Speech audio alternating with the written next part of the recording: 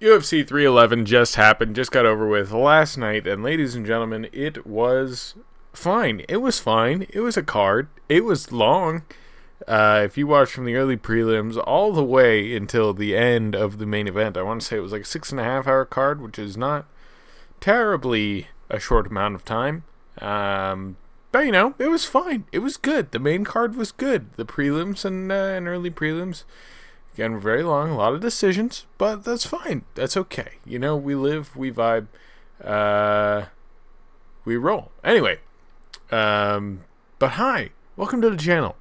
I'm Rob Devins, and we're going to go through every single thing that the UFC needs to do after UFC 311. This is matches for everyone on the main card. I really didn't care about matchmaking anybody on the prelims or early prelims. I could obviously make a video like that in the future, but just for this card, I didn't feel like it. And so went ahead, and we are matchmaking everybody who fought on the main card of UFC 311, seeing what things need to happen. Because there's a lot that just happened. You guys ready? Sick. Let's go. So without further ado, we're going to go with losers of the matches first and who they should face, and then we'll cover winners. And with that being said, first up we have Kevin Holland. Now Kevin is in a weird spot, right? He's lost 3 of his last 5. And I called that he would lose. I was not familiar with RDR, Reiner de Ritter, when I made my last video on Monday talking about my predictions. Apparently he's much more of a jiu-jitsu grappling guy. We saw that both in the match in the fight rather, as well as just some other research I had done since making that video. But yeah, basically Kevin Holland got grappled for all of about 3 minutes and then got submitted. Not a good look. Obviously, Reiner de Ritter's coming in from a different company, so who knows what his peak is going to be. But I think Holland, honestly, just needs to get a fight under him that he can win. And I don't know if his next fight's going to be at middleweight again or is going to be at welterweight, which is why I think the perfect choice for him for his next fight would be Kelvin Gastelum. Kevin Gastelum and Kevin Holland can both go welterweight or middleweight. It doesn't matter which one. They're both fine fighters, as much as I love both of them, I think they're both, great and entertaining. But they are never going to be, a top 10. They're never going to be a top 10 contender anymore in either division.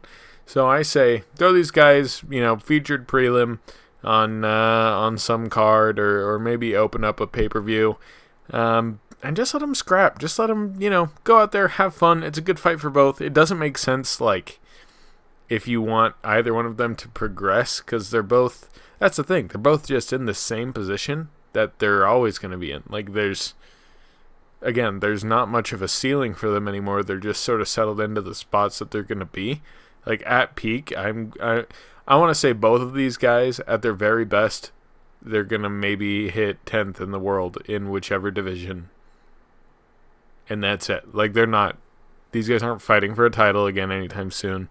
Why did I say again? I don't think either of them ever fought for a title. I know Gastelum fought for interim against Adesanya. He also, I guess he fought Bisping right after Bisping lost. So that's kind of a close to title shot. But yeah, anyway, it doesn't really matter.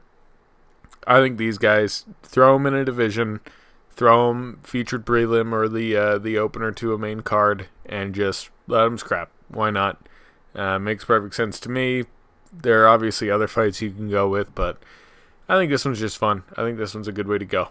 All right, so now the man who beat Kevin Holland, we have Reiner de Ritter. I am interested to see how far Reiner de Ritter can go at middleweight. I mean, again, sort of going off of what we just covered with Kevin Holland, he's a gatekeeper, the purest form of a gatekeeper, Kevin Holland is. And so Reiner de Ritter didn't really prove much. I would like to see him face a guy at middleweight that I think is a very decent sort of gatekeeper, and he has been fighting at light heavyweight, so maybe it might be hard for him to get down to middleweight. And maybe that's why we haven't seen him too terribly much. But I think this guy will definitely check him at middleweight and sort of see where it is that he's come into play, because this guy is no slouch, and this guy is going to be Roman Dolidze. Like, from what I saw from De Ritter, again, in some of my tape study as well as on the card, he's a grappler. He handled Kevin Holland pretty well. Throw him in there against Roman Dolidze, who's dangerous on the feet, dangerous on the ground. See where he stands against, like, a true, like, talented guy. Again, not saying Kevin Holland isn't talented, but he's just not, he's not that guy. You know, and I'm not saying Roman Dolidze is either necessarily. But what, I should have done more research on this. What's Roman Dolidze's ranking as we speak? So Dolidze is 10th at middleweight, which is honestly higher than I expected. So you can even give RDR someone like a Michel Pereira or someone like an Anthony Hernandez. Sharp Bullet is 14. That's crazy. Yeah, and I'd be fine with either of those guys. So I didn't picture them here because I didn't think about it until I pulled up this ranking. But it looks like Roman Dolidze's 10. You could also throw in Anthony Hernandez at 12, or Michel Pereira at 15 for a real test for RDR, if that's where we wanted to go. Any of those guys will work. I'd be happy with any of them, just to sort of test the boy out a little bit. Now moving on. Sergey Spivak lost. Was it? I don't remember off the top of my head if it was submission or TKO. I want to say it was a TKO that he lost to Jailton Almeida in the first round of the fight. Really didn't look killer, but it's heavyweight, and not many guys look killer against Jailton Almeida. Like, Jailton Almeida finished him in the first round. And so I think with that, he's sort of got to take a step back. He's already, 7 in the world? If that, maybe 9. But I would say I would want to see Spivak sort of test some of these other guys that are going to be coming out of the fold here soon. For instance, 2 specifically, or I guess 1 specifically, I'd like to see him face the loser of Rosenstrike versus Pavlovich. I think that would be a great fight. Obviously, Pavlovich and Spivak have already fought each other. I don't recall rather, if Spivak and Rosenstrike have fought each other. But I would say I think Pavlovich beats Rosenstrike this upcoming card in Abu Dhabi anyway, so I don't really think that's going to be an issue. I think Rosenstrike versus Spivak is the fight to make. In the event that Pavlovich loses to Rosenstrike, then Pavlovich versus Spivak could be the fight to make, but I really like Biggie Boy versus Spivak. I think that's the way to go about it. No real other critiques on top of this fight. Like, just let these heavyweights figure each other out. And that's the other thing. It's heavyweight. Like, anybody can beat anybody on any day.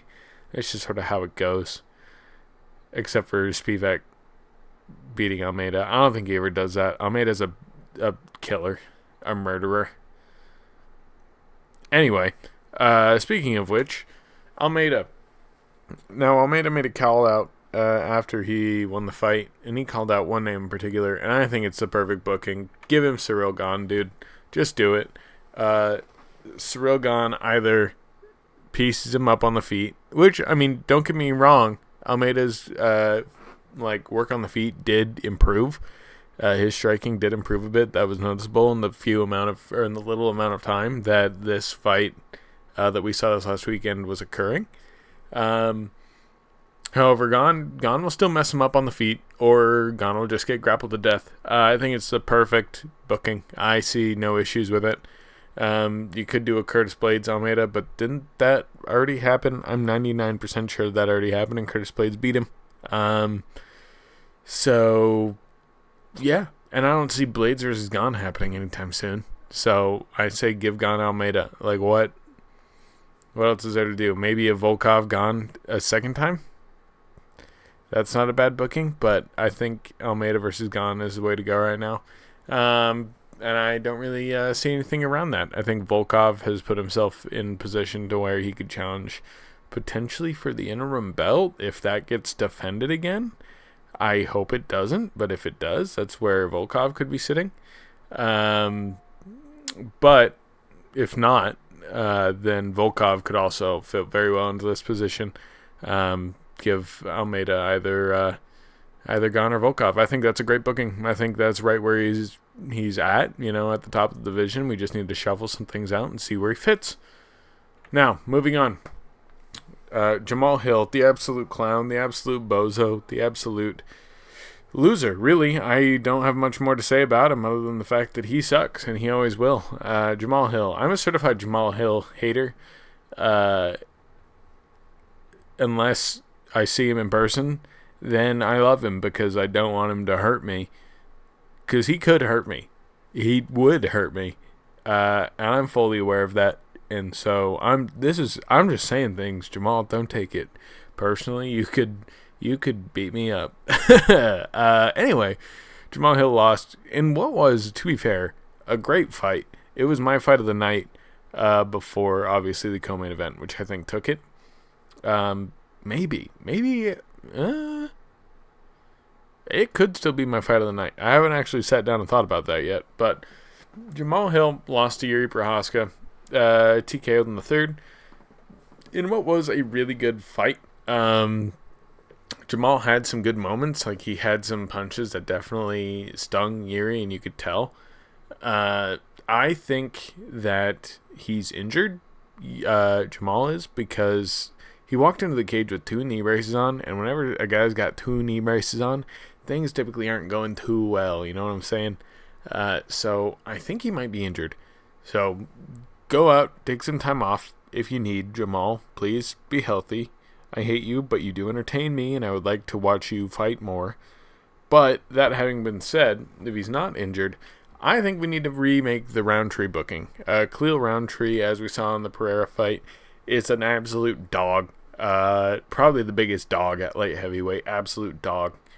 And I don't think people are giving him enough respect. I was personally watching the card with a couple of guys who know ball, who know MMA, who know the UFC, and they were like, Khalil ain't no dog. Like, obviously you don't know ball, dude. Khalil's a dog, and he's underrated to the max. And I absolutely think that this fight is going to be where Khalil shines. He comes out and he just shows what I know. One of my first videos on this channel was a Khalil highlight reel, because I knew from day one that Khalil was a dog and a half. Alright?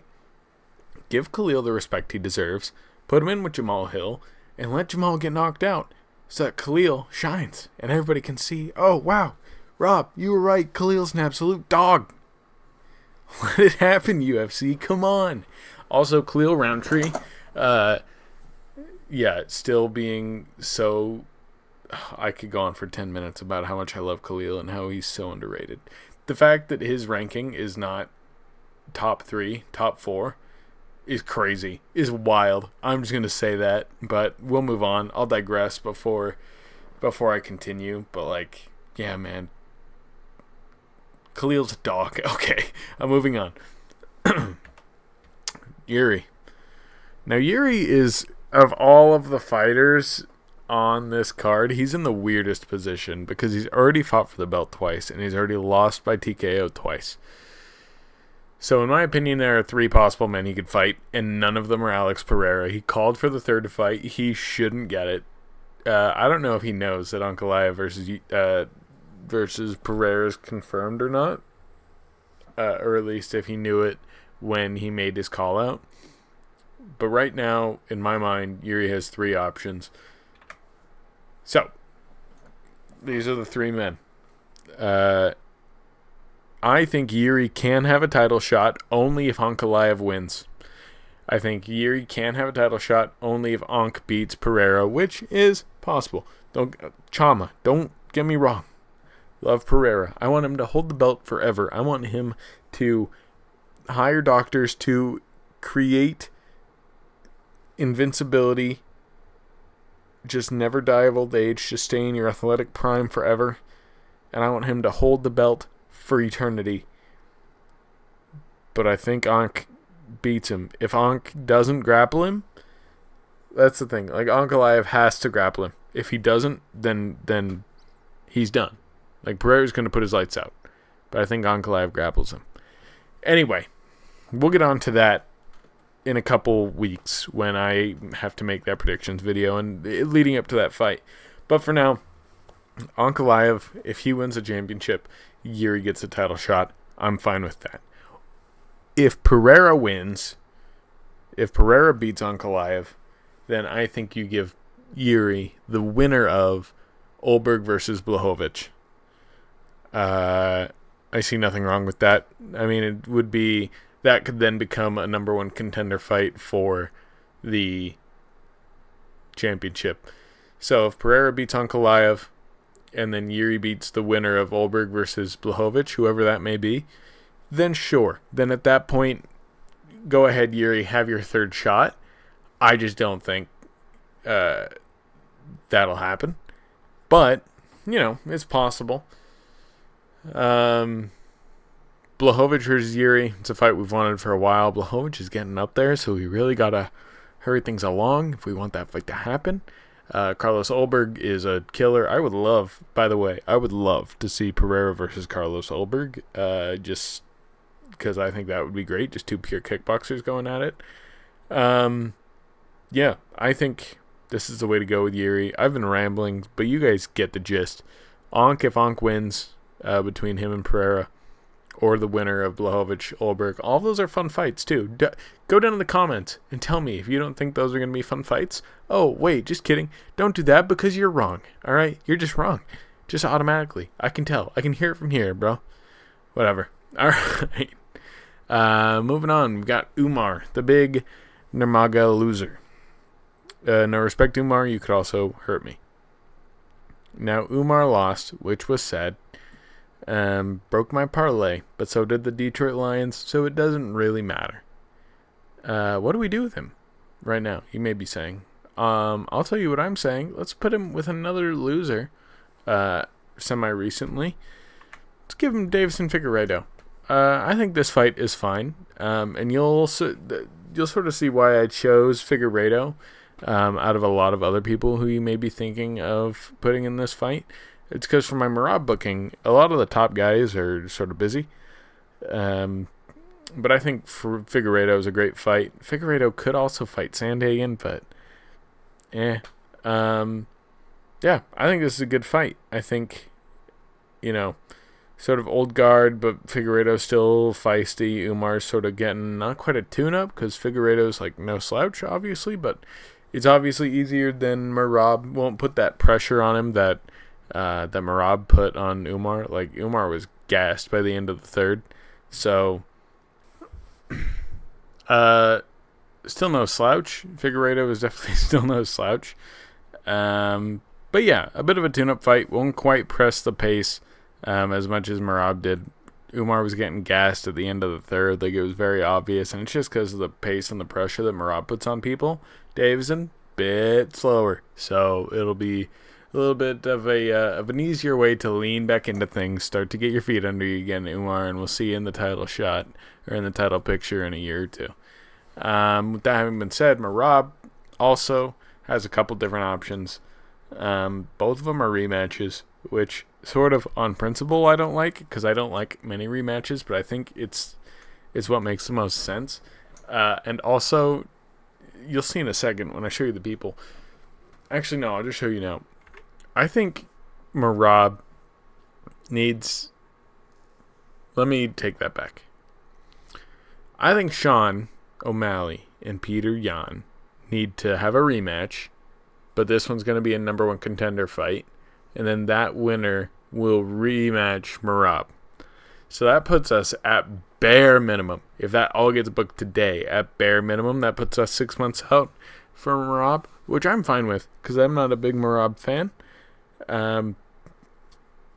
But I think that's how we need to go about it. I think Peter Yan and Sean O'Malley are both deserving of a number one contender fight. I would have put Corey Sandhagen in here, but he just, got dicked on by Umar, so he sort of took himself out.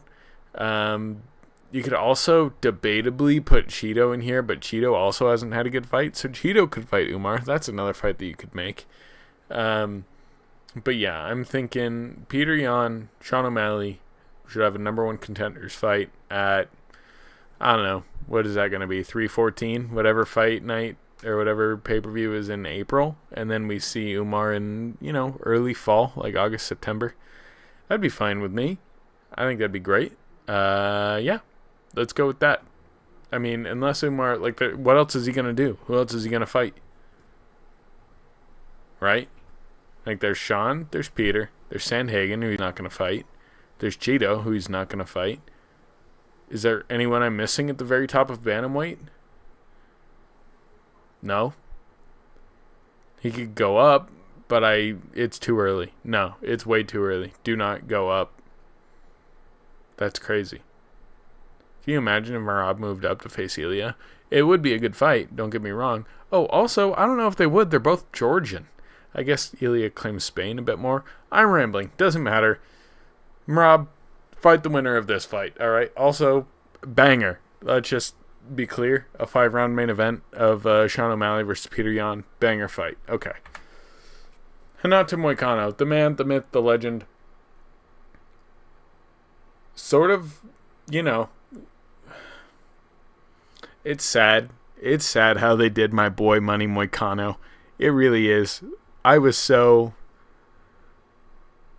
happy for him. I still am so happy for him. He got the chance, man. He got the chance to go out and to get money and to rock the world and to have a Sean Strickland moment, and it didn't work out. And I wish it had not worked out for him in like the 4th, but it didn't work out for him in the 1st, which is a bit more embarrassing. But it's Islam. Like, there's no one's gonna look at you sideways for that. I hate how they massacred my boy, but it's okay. We live, we laugh, we love, we move on. I think he can fight one of two people. I think remake the Dariush fight, which is possible, or give him another guy who lost quite recently to another fighter who's at the top of the division in Charles Oliveira. Give him Michael Chandler. Why not? Money Moicano versus Iron Mike Chandler? Are you kidding me? You're telling me that fight isn't a banger and a half? Are you joking? So you can rebook Dariush. That's fine. I'd be okay with that fight still. But, I mean, come on. Let's listen. Dariush versus Moicano is a nice, it's a nice salad. Throw some ranch dressing on there, croutons, some other veggies. It's good. It's a satisfying meal, right? But you get Michael Chandler versus Renato Moicano. That's like, you're talking a prime USDA choice beef cheeseburger. You're getting the whole thing, dude. Every single spice flavor, different thing you can imagine. Beneil Dariush versus Renato Moicano is like a martini with dinner.